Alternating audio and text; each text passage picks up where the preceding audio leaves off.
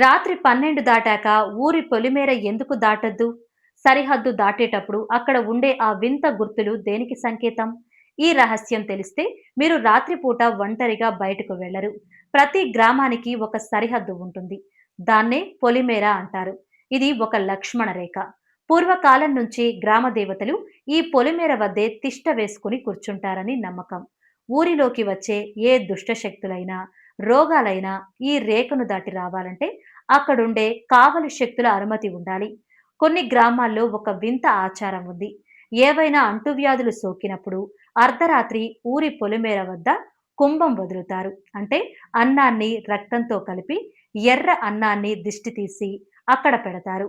ఆ సమయంలో ఊరిలో ఎవ్వరూ బయట తిరగకూడదు. ఆ ఆహారాన్ని స్వీకరించడానికి శక్తులు వస్తాయని, ఆ సమయంలో ఎవ్వరూ ఎదురుపడినా ప్రాణాపాయం తప్పదని పల్లెల్లో ఇప్పటికీ భయపడతారు. మరికొన్ని చోట్ల చెప్పులు విడవాలి లేదా వెనక్కి తిరిగి చూడకూడదు అనే నియమాలు ఉన్నాయి. మరి మీ ఊరిలో ఎలాంటి నియమాలు ఉన్నాయో కమెంట్ చేయండి.